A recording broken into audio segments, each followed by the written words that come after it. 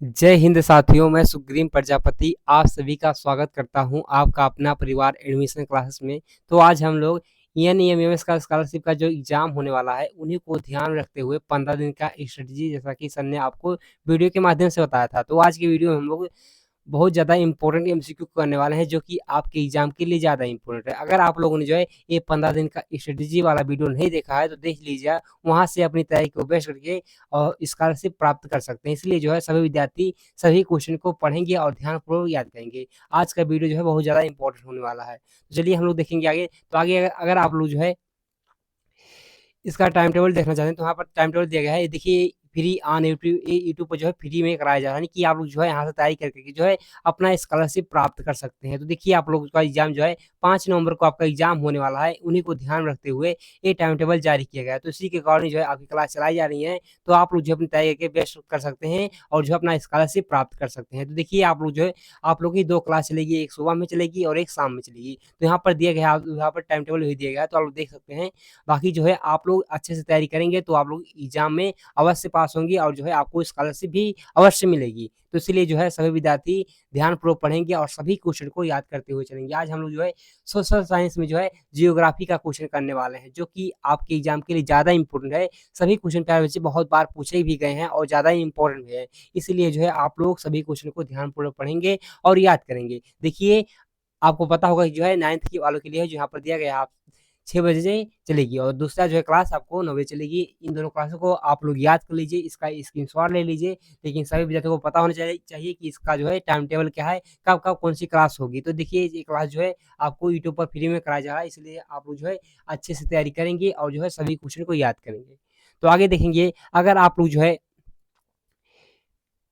Telegram, WhatsApp और जो है इंस्टाग्राम और जो है फेसबुक चलाते हैं तो हमको वहाँ से फॉलो भी कर सकते हैं, यानी कि जो है आप लोग फॉलो करना चाहें तो फॉलो कर सकते हैं। अगर आपको कोई दिक्कत हो कोई बात की तो जो है आप लोग जो है यहाँ पर इस नंबर पर जो है संपर्क करके पूछ भी सकते हैं। बाकी चलिए हम लोग क्वेश्चन देखेंगे और आप बताएंगे क्वेश्चन का कौन सा आंसर होगा। देखिए देखिए, आज हम लोग जो है सोशल साइंस यानी कि सामाजिक विज्ञान में जियोग्राफी को करने वाले हैं, यानी कि जियोग्राफी के जितने इंपॉर्टेंट क्वेश्चन हैं हम लोग उनको करेंगे। उसके बाद जैसे हिस्ट्री हो गया और सब क्वेश्चन को हम लोग करते हुए चलेंगे। यानी कि आपकी 2 क्लास चलेगी, एक 6 बजे चलेगी और एक 9 बजे चलेगी। इन दोनों क्लास को आप लोग अटेंड करेंगे तो यहाँ से क्या होगा, आपकी तैयारी बहुत अच्छे तरीके से हो जाएगी और जो है आप लोग एग्जाम पास भी कर सकते हैं। तो इसलिए जो है सभी विद्यार्थी क्या करेंगे, अच्छे तरीके से पढ़ेंगे। जितने क्वेश्चन कराए जा रहे हैं उतना तो आप लोग करेंगे, लेकिन जो क्वेश्चन के बाद नहीं बताए जा रहे हैं उनको भी आप लोग याद करेंगे। यानी कि आप जो जितने क्लास में जो क्वेश्चन पढ़ाए जा रहे हैं उसको अच्छे विद्यार्थी हैं तो आप लोग क्या करेंगे, याद कर लेंगे, कंठस्थ कर लेंगे उसको जो है और ये अपनी एग्जाम की बेस्ट कर सकते हैं। तो चलिए हम लोग जो है यहाँ पर, अगर आप जो है व्हाट्सएप पर जो है फॉलो करना चाहते हैं, जो है टेलीग्राम पर जो है अभी तक ज्वाइन नहीं हुए तो आप लोग डिस्क्रिप्शन में मिल जाएगा लिंक, वहाँ से जाकर के आप लोग ज्वाइन हो सकते हैं। इन दोनों को आप लोग ज्वाइन कर लीजिएगा, क्योंकि कोई भी इम्पोर्टेंट न्यूज़ हो गया सबसे पहले आपको टेलीग्राम और व्हाट्सएप के माध्यम से बताया जाता है। तो इसलिए जो है आप लोग क्या करेंगे, टेलीग्राम और व्हाट्सएप ज्वाइन हो जाएँगे। बाकी जो है अगर आप लोग इंस्टाग्राम चलाते हैं और जो है फेसबुक चलाते हैं तो हमारे एडमिशन क्लास को वहाँ पर भी फॉलो कर सकते हैं। बाकी चलिए हम लोग अब क्वेश्चन देखेंगे। आज हम लोग सोशल साइंस का क्वेश्चन, कोई इंपॉर्टेंट क्वेश्चन लेकर के आए हैं। सोशल साइंस में जो है जियोग्राफी में, सोशल साइंस बाय बच्चे उसमें जो है हम लोग जियोग्राफी में इंपॉर्टेंट क्वेश्चन को लेकर आए हैं, जो कि आपके एग्जाम के लिए ज़्यादा इंपॉर्टेंट है। तो चलिए हम लोग क्वेश्चन में लिख देते हैं और आप क्वेश्चन के लिए तैयार हैं तो बताएँगे तैयार हैं, और जो है वॉइस बिल्कुल आपके पास बिल्कुल सही पहुँच रही है तो ये भी बताएँगे। उसके बाद जो हम लोग क्वेश्चन स्टार्ट करेंगे। तो जल्दी से आप लोग जॉइन होइए और एक बार अभी तक आप लोगों ने शेयर नहीं किया क्लास को तो शेयर कर दीजिए क्लास को, और जो है हम लोग अपना क्लास यानी कि क्वेश्चन को स्टार्ट करेंगे।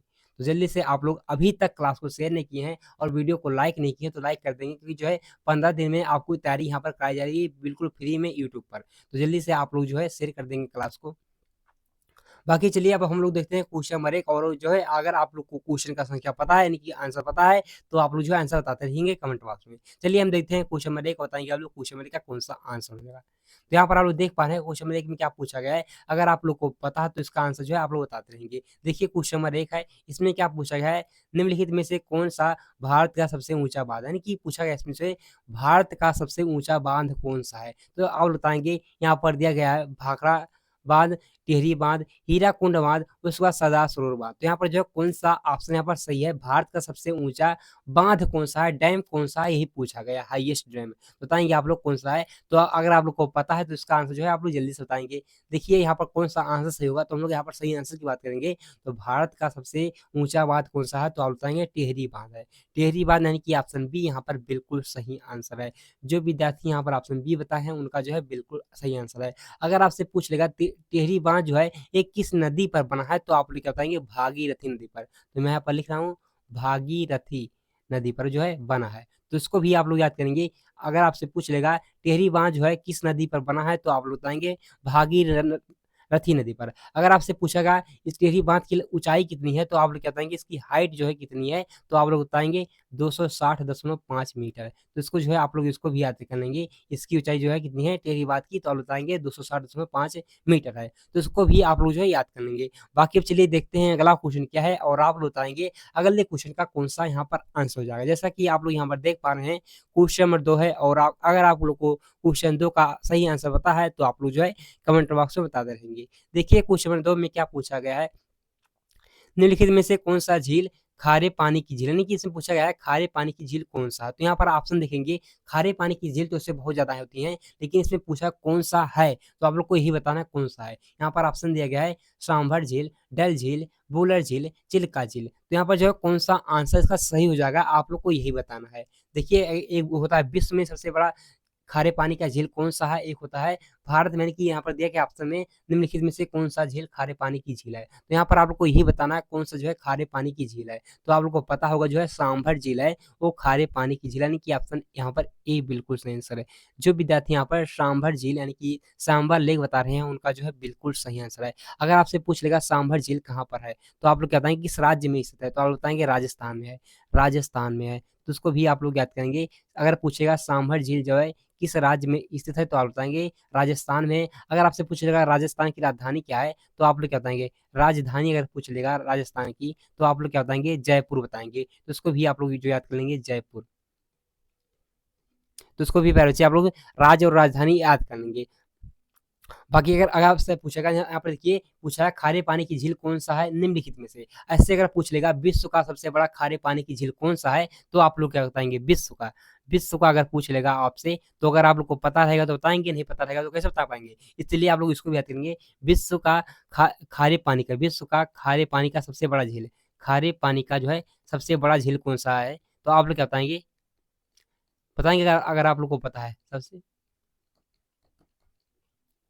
तो आप लोग क्या बताएँगे? कैस्पियन सागर। तो मैं यहाँ पर लिख रहा हूँ कैस्पियन सागर, तो इसको भी आप लोग जो है याद कर लेंगे। कैस्पियन सागर। यार बच्चे आप लोग इसको भी याद कर लेंगे। अगर आपसे पूछेगा विश्व का खारे पानी का सबसे बड़ा झील कौन-सा है? तो आप लोग बताएँगे कैस्पियन सागर है। बाकी चलिए हम लोग देखते हैं अगला क्वेश्चन और बताएँगे आप लोग अगले क्वेश्चन का कौन-सा आंसर हो जाएगा। जैसा कि आप लोग यहाँ पर देख पा रहे हैं क्वेश्चन नंबर 3 है और 3 का आप लोग जल्दी से आंसर बताएँगे। देखिए आज जियोग्राफी का हम लोग क्वेश्चन करने वाले हैं, तो बताइए इसका कौन-सा आंसर हो जाएगा। इसमें आप लोग देख पा रहे हैं सौरमंडल का सबसे बड़ा क्षुद्र ग्रह कौन-सा है? यानी कि इसमें पूछा गया है सौरमंडल का जो है सबसे बड़ा क्षुद्र ग्रह कौन-सा है? तो आपको यही बताना है। बताइए जल्दी से कौन-सा यहाँ पर सही आंसर होगा। यहाँ पर देख पा रहे हैं हम लोग कौन-सा आंसर होगा? यहाँ पर प्लास दिया गया है, सेरेस दिया गया है, वेस्टा दिया गया है, इनमें से कोई नहीं दिया। तो यहाँ पर जो है कौन-सा इसका सही आंसर हो जाएगा, यही आप लोग को बताना है। तो जल्दी से बताइए आप लोग क्या होगा यहाँ पर सही आंसर क्वेश्चन नंबर 3 का। तो आप लोग क्या बताएँगे सौरमंडल का सबसे बड़ा क्षुद्र ग्रह जो है सेरेस है, यानी कि ऑप्शन यहाँ पर बी दिया गया है, बिल्कुल सही आंसर है। जो विद्यार्थी यहाँ पर ऑप्शन बी बता रहे हैं उनका जो है बिल्कुल सही आंसर है। अगर आपसे पूछ लेगा सौरमंडल का सबसे बड़ा ग्रह कौन-सा है? ऐसे प्यारे बच्चे पूछ ले सौरमंडल का सबसे बड़ा ग्रह कौन-सा है? तो आप लोग क्या बताएँगे? ग्रह पूछ लेगा सौरमंडल का जो है सबसे बड़ा ग्रह कौन-सा है? तो आप लोग क्या बताएँगे? बृहस्पति बताएँगे। इसको भी जो है आप लोग याद करेंगे, बृहस्पति। अगर ऐसे आपसे पूछ लेगा सबसे चमकीला ग्रह कौन-सा है? तो आप लोग क्या बताएँगे? ऐसे ही लाल ग्रह पूछ लेगा, लाल ग्रह कौन-सा है? लाल ग्रह। मैं यहाँ पर लिख रहा हूँ लाल ग्रह। अगर आपसे पूछेगा कौन-सा जो ग्रह है लाल है, तो आप लोग क्या बताएँगे? मंगल ग्रह जो है ये लाल ग्रह है। इसको भी बच्चे आप लोग याद कर लेंगे। यानी कि आपसे पूछेगा सौरमंडल का सबसे बड़ा क्षुद्र ग्रह कौन-सा है? तो आप बताएँगे सीरस है। ऐसे ही अगर आपसे पूछ लेगा सौरमंडल का सबसे बड़ा ग्रह कौन-सा है? तो आप लोग बताएँगे बृहस्पति है। तो इसको भी आप लोग याद रखेंगे। बाकी चलिए देखते हैं क्वेश्चन नंबर 4 और इसका आंसर आप अगर आप लोग को पता है तो जो है आप लोग आंसर बताते रहिएगा। जैसा कि आप लोग यहाँ पर देख पा रहे हैं क्वेश्चन नंबर क्या है? क्वेश्चन नंबर 4 है और 4 का जल्दी से आप लोग जो है आंसर बताएँगे। इसमें क्या पूछा गया आप लोग देख पा रहे हैं कौन-सा ग्रह सल्फ्यूरिक एसिड के घने सफ़ेद और पीले बादल से बना है? यानी कि कौन-सा ऐसा ग्रह है, क्या पूछा गया कौन-सा ऐसा ग्रह है जो सल्फ्यूरिक एसिड के घने सफ़ेद व पीले बादलों से बना है? तो यहाँ पर दिया गया है शुक्र दिया गया है, नेपच्यून दिया गया है, मंगल ग्रह दिया गया है, अरुण ग्रह दिया गया है। तो यहाँ पर जो है कौन-सा इसका सही आंसर हो जाएगा? अगर आप लोग को इसका आंसर पता है, तो आप लोग जो है इसका आंसर बताएँगे। तो जल्दी से बताइए क्या होगा यहाँ पर सही आंसर? तो यहाँ पर जो है सही आंसर की बात करेंगे हम लोग, तो क्या होगा यहाँ पर सही आंसर? तो आप बताएँगे शुक्र, बिल्कुल यहाँ पर जो है शुक्र यानी कि ऑप्शन ए दिया गया है यहाँ पर, बिल्कुल सही आंसर है। जो विद्यार्थी यहाँ पर ऑप्शन ए बता रहे हैं, उनका जो है बिल्कुल सही आंसर है। पृथ्वी का जुड़वा बहन शुक्र को हम लोग क्या कहते हैं? पृथ्वी का जुड़वा बहन कहते हैं। इसको भी आप लोग याद करेंगे।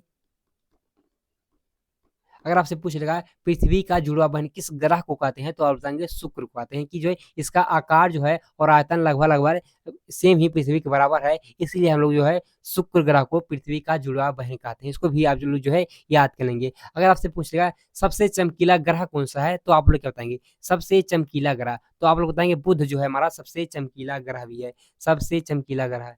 तो इसको भी जो है आप लोग याद करेंगे। सबसे चमकीला प्लैनेट कौन-सा है? तो आप लोग बताएँगे शुक्र है, तो इसको भी आप लोग सबसे चमकीला। तो इसको प्यारे बच्चे आप लोग इसको भी याद कर लेंगे। बाकी अब चलिए देखते हैं अगला क्वेश्चन क्या है और सभी विद्यार्थी बताएँगे अगले क्वेश्चन का कौन-सा आंसर हो जाएगा। जैसे देखिए आप लोग देख पा रहे हैं क्वेश्चन नंबर 5 है और जल्दी से आप लोग 5 का आंसर बताएँगे। जैसे-जैसे हम पूर्वी गोलार्ध में पश्चिमी गोलार्ध की ओर जाते हैं, यानी कि हम लोग पूर्वी गोलार्ध से जो है पश्चिमी गोलार्ध की ओर जाते हैं, तो देशांतर रेखाएँ का आकार कैसा होता है? ये पूछा गया है। जैसे-जैसे मान लीजिए जो है हम लोग पूर्वी गोलार्ध में हैं और पश्चिमी गोलार्ध में जैसे-जैसे जाएँगे, वैसे-वैसे देशांतर क्या होगा? उसका आकार क्या होगा? समान रहता है या पहले बढ़ता है फिर घटता जाता है, उसके बाद बढ़ता है या घटता है? तो आप बताइए क्या होगा यहाँ पर सही आंसर?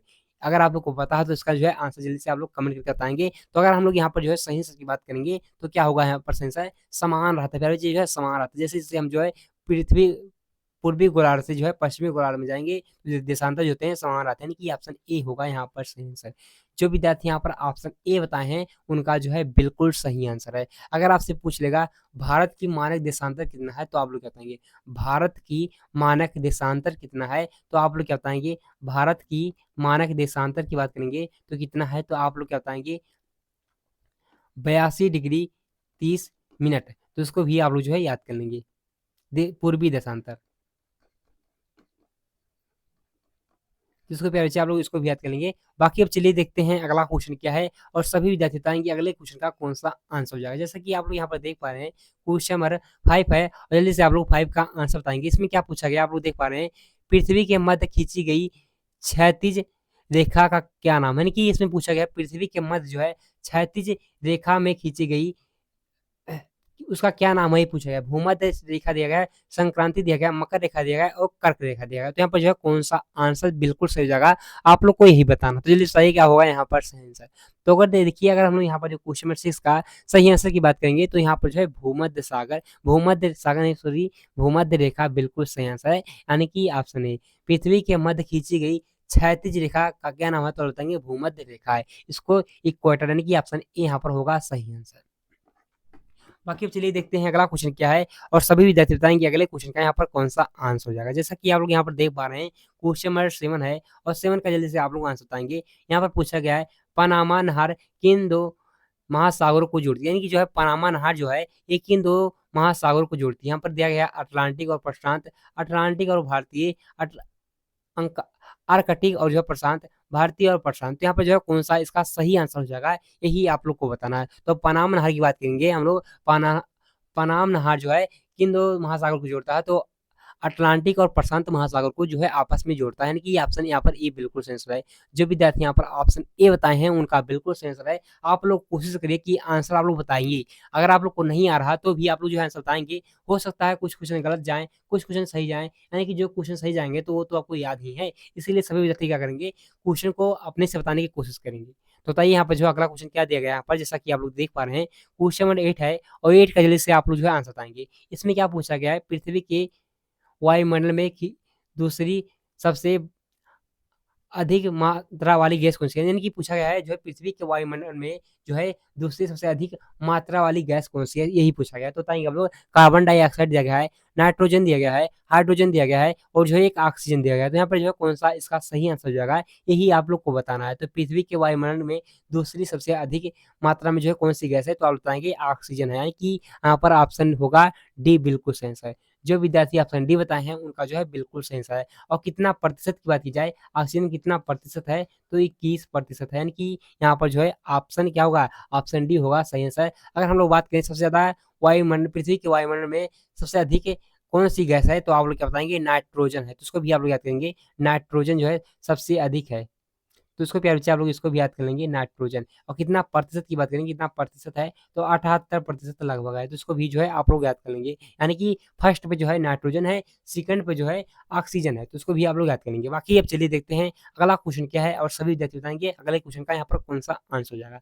जैसा कि आप यहाँ पर देख पा रहे हैं क्वेश्चन नंबर 9 है और 9 का जल्दी से आप लोग आंसर बताएंगे। इसमें क्या पूछा गया आप लोग देख पा रहे हैं, निम्नलिखित में से कौन वायुमंडल के में नहीं पाया, यानी कि जो है कौन सा वायुमंडल, कौन जो है वायुमंडल में नहीं पाया जाता है। रेडान दिया गया है, आर्गन दिया गया है, हीलियम दिया गया है और नियान दिया गया है। तो यहाँ पर जो है कौन सा आंसर सही हो जाएगा। ऐसा भी प्रश्न आपके एग्जाम में पूछ सकता है, इसलिए हम लोग यहाँ पर इसको भी ले लिए हैं। यानी कि भूगोल में, यानी कि जियोग्राफी में जितने इंपॉर्टेंट एमसीक्यू हैं हम लोग उनको करने वाले हैं। जो बाकी जो मैं बाद में बता रहा हूँ उसको भी जो है आप लोग याद कर लेंगे। जैसा कि आप लोग यहाँ पर देख पा रहे हैं, निम्नलिखित में से कौन सा वायुमंडल में नहीं पाया जाता, तो रेडान जो है ये वायुमंडल में नहीं पाया जाता है, यानी कि ऑप्शन ए होगा यहाँ पर सही होगा। बाकी आर्गन, हीलियम, नियान ये सब पाए जाते हैं, बाकी रेडान जो है ये नहीं पाया जाता है वायुमंडल में। तो उसको जो है आप लोग याद कर लेंगे, यानी कि ऑप्शन ए यहाँ पर बिल्कुल सही है।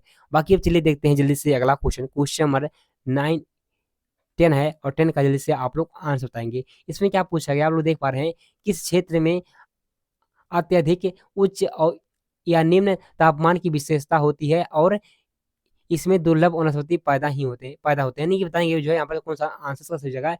किस क्षेत्र में अत्यधिक उच्च और निम्न तापमान की विशेषता होती है और क्या होता है इसमें, और इसमें दुर्लभ वनस्पति ही पैदा होती हैं। तो बताएंगे आप लोग को पता ही होगा, रेगिस्तान। रेगिस्तान में क्या होता है आप लोग देखेंगे, तो दिन में जो होता है धूप होता है, धूप से क्या होता है वहाँ की रेत जो होती है बहुत गर्म हो जाती है, और रात में क्या होता है, रात में इतना ठंड हो जाता है वहाँ पर जो है रहने लायक ही नहीं रहता। यानी कि यहाँ पर जो है ऑप्शन ए बिल्कुल सही आंसर है। यानी कि क्या होता है, दिन में बहुत रेतें बहुत गर्म हो जाती है और रात में बहुत ठंडा हो जाती है, जिससे जो है वहाँ पर कोई वनस्पति पैदा होने की नाम नहीं लेती, यानी कि दुर्लभ वनस्पति जो होते हैं वही सब पैदा होते हैं वहाँ पर रेगिस्तान में। बाकी आप लोग देखेंगे घास के मैदान में बिल्कुल होते हैं। वो पर्वत में आप लोग देखेंगे तो बहुत बहुत से ऐसे पेड़ पौधे हैं जो कि उगते हैं, लेकिन रेगिस्तान में आप लोग देखेंगे कोई दुर्लभ पौधा ही है जो है, जैसे कि होगा नागफनी हो गया, ये सब जो है कहाँ पर उगते हैं, तो आप बताएंगे रेगिस्तान में ज्यादा उगते हैं, यानी कि ऑप्शन ए यहाँ पर बिल्कुल सही आंसर है, डेजर्ट में। बाकी चलिए देखते हैं अगला क्वेश्चन क्या है और सभी विद्यार्थी बताएंगे अगले क्वेश्चन का कौन सा आंसर हो जाएगा।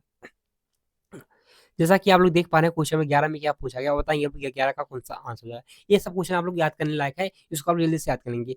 स्वर्ण चतुर्भुज महामार्ग किन राज्यों में जोड़ता है, किन राज्यों को जोड़ता है, यानी कि जो है स्वर्ण चतुर्भुज जो है महामार्ग जो है किन राज्यों को जोड़ता है, तो आप लोग देखेंगे तो मुंबई हो गया, दिल्ली, चेन्नई और कोलकाता को, यानी कि ऑप्शन ए यहाँ पर बिल्कुल सही है। जो विद्यार्थी यहाँ पर ऑप्शन ए बताए हैं उनका बिल्कुल सही है, आप लोग इसको याद कर लेंगे। स्वर्ण चतुर्भुज जो है ये क्या है, तो एक महामार्ग है जो कि इन राज्यों को जो आपस में जोड़ता है, तो मुंबई, दिल्ली और चेन्नई, कोलकाता को, यानी कि ऑप्शन ए यहाँ पर बिल्कुल सही है। बाकी चलिए देखते हैं अगला क्वेश्चन क्या है। देखिए अगला क्वेश्चन 12 है और 12 का जल्दी से आप लोग जो आंसर बताएंगे क्या होगा यहाँ पर सही आंसर। तो अगर हम लोग देखिए, अगर हम लोग जो है यहाँ पर सही आंसर की बात करेंगे तो यहाँ पर जो सही आंसर क्या है, तो निम्नलिखित में से कौन सी पर्वत श्रृंखला सबसे प्राचीन, यानी कि पूछा गया है जो है कौन सी पर्वत श्रृंखला जो है सबसे पुरानी है, सबसे प्राचीन है, ये पूछा गया। तो यहाँ पर नीलगिरी दिया गया है, सतपुड़ा दिया गया है, अरावली दिया गया है, हिमालय दिया गया है। तो यहाँ पर अगर हम लोग जो है सही आंसर की बात करेंगे तो क्या होगा यहाँ पर सही आंसर। अगर आप लोग को पता है तो उसका जल्दी से आप लोग आंसर बताएंगे, जल्दी से बताइए क्या होगा यहाँ पर सही आंसर। देखिए अगर जो है हम लोग यहाँ पर सही आंसर की बात करेंगे तो क्या होगा, यहाँ पर अरावली जो दिया गया है, यानी कि ऑप्शन सी दिया गया है, वो बिल्कुल सही आंसर है। अरावली जो है पर्वत श्रृंखला जो है सबसे प्राचीन यानी कि सबसे पुरानी पर्वत श्रृंखला है, तो इसको जो है आप लोग याद कर लेंगे, यानी कि ऑप्शन सी होगा यहाँ पर सही आंसर। बाकी अब चलिए जल्दी से अगला क्वेश्चन देखते हैं और बताएंगे आप लोग अगले क्वेश्चन का कौन सा आंसर हो जाएगा। जैसा कि आप लोग यहाँ पर देख पा रहे हैं क्वेश्चन नंबर 13 है और 13 का जल्दी से आप लोग को आंसर बताना है। इसमें क्या पूछा गया है, देखिए कौन सी रेखा पृथ्वी को उत्तरी गोलार्ध और दक्षिणी गोलार्ध को विभाजित करती है, यानी कौन सी रेखा जो है क्या करती है, पृथ्वी को जो है उत्तरी गोलार्ध और दक्षिणी गोलार्ध में जो है विभाजित करती है, यानी कि बांटती है। तो यहाँ पर ऑप्शन दिया गया है कर्क रेखा, प्रधान यमोत्तर, भूमध्य रेखा, आर्कटिक वृत्त। तो क्या होगा यहाँ पर सही आंसर, जल्दी से आप लोग बताएंगे। अगर आप लोग को पता है तो उसका जो है आंसर आप लोग जल्दी से कमेंट करके बताइए। अगर आप लोग तैयारी तो कर लिए होंगे बिल्कुल बेस्ट तरीके से, लेकिन हम लोग और बेस्ट बनाने के लिए आपके एग्जाम के लिए हम लोगों ने जो है आपको यहाँ पर पढ़ाने की शुरू कर दिया 15 दिन में। जल्दी से आप लोग जो है इसका लिंक जो है यहाँ पर वीडियो के नीचे भी लिखा जाएगा, जैसे कि टेलीग्राम हो गया, व्हाट्सअप हो गया, तो यहाँ पर जो आप लोग फॉलो कर लेंगे। बाकी जो है यहाँ पर जो है आप लोग इसका आंसर बताएंगे क्या होगा यहाँ पर सही आंसर।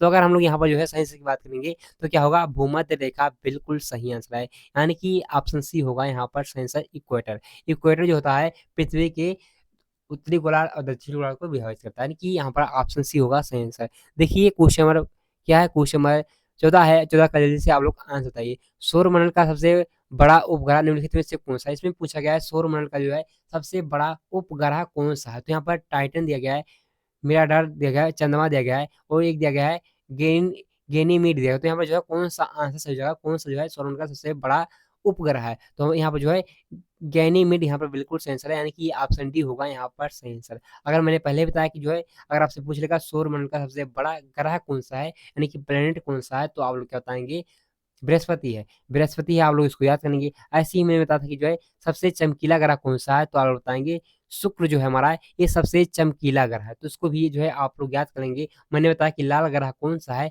तो लाल ग्रह जो है मंगल है, इसको भी आप लोग याद करेंगे। ऐसा प्रश्न बना हुआ है कि लाल ग्रह निम्नलिखित में से कौन सा लाल ग्रह है, तो आप लोग बताएंगे मंगल जो हमारा है ये लाल ग्रह है, तो इसको जो है आप लोग याद करेंगे। बाकी अब चलिए देखते हैं अगला क्वेश्चन और बताएंगे आप लोग अगले क्वेश्चन का कौन सा यहाँ पर आंसर हो जाएगा। जैसा कि आप लोग यहाँ पर देख पा रहे हैं क्वेश्चन में 15 है और 15 का जल्दी से आप लोग को आंसर बताना है। इसमें क्या पूछा गया है, किस भारतीय राज्य की सीमा सर्वाधिक राज्यों से की सीमा वो नहीं, कि इसमें पूछा गया है किस भारतीय राज्य की सीमा जो है सर्वाधिक राज्यों की सीमा के आसपास करती है, यानी कि छूती है। जैसे देखिए मान लीजिए ये कोई राज्य है, ऐसे मान लीजिए यहाँ पर ये कोई राज्य है, इसके बगल में ये दूसरा कोई राज्य है, ऐसे ही कोई तीसरा है, ऐसे ही कोई चौथा यहाँ पर है, ऐसे ही कोई पांचवा है। तो यहाँ पर आप लोग देखेंगे तो कितने राज्य को ये जो राज्य यहाँ पर दिया गया है, ये राज्य जो है कितने राज्यों को छूती है, यानी कि आसपास करती है। तो यहाँ पर आप लोग देखेंगे तो यहाँ पर देखेंगे ये पहला हो गया, ये दूसरा हो गया, ये तीसरा हो गया, ये चौथा हो गया, ये पांचवा हो गया, ये छठवां हो गया, यानी कि ये जो राज्य है यहाँ पर मान लीजिए ये राज्य है, ये राज्य जो है 6 राज्यों को आसपास करती है। यहाँ पर आसपास मतलब यही होता है। तो आप लोग देखेंगे तो क्या होगा यहाँ पर आंसर, देखिए किस भारतीय राज्य की सर्वाधिक सीमा जो है अधिक राज्यों को जो है आसपास करती है, तो जो है उत्तर प्रदेश की प्यारे बच्चे जो है यहाँ पर ऑप्शन होगा, ऑप्शन सी होगा उत्तर प्रदेश, यानी कि ऑप्शन सी यहाँ पर सही आंसर है। देखिए अगर आपसे पूछ लेगा उत्तर प्रदेश की राजधानी क्या है, राजधानी भी पूछ सकता है, इसलिए आप लोग इसका भी आंसर बताएंगे। राजधानी की बात करेंगे हम लोग तो क्या होगा लखनऊ, तो इसको जो है आप लोग याद कर लेंगे। अगर आपसे पूछेगा भारत की राजधानी क्या है, तो आप लोग को पता ही होगा नई दिल्ली है, तो इसको भी जो है आप लोग याद करेंगे। यानी कि राज्य हो गया, राजधानी हो गई, उसका जो है केंद्र शासित प्रदेशों के राज्य और राजधानी, इसको प्यारे बच्चे आप लोग याद कर लेंगे तो अच्छी बातें रहेंगी, क्योंकि जो है आपके एग्जाम में हो सकता है पूछ ले, मिलान करने को पूछ ले, लेकिन जो है केंद्र शासित प्रदेश वाले जो है ये भी इंपॉर्टेंट है। ऐसा भी प्रश्न बन चुका है कि जो है निम्नलिखित में से कौन सा केंद्र शासित प्रदेश नहीं है या कौन सा केंद्र शासित प्रदेश है, तो ऐसे भी प्रश्न बने हुए, इसलिए जो है आप लोग केंद्र शासित प्रदेश के नाम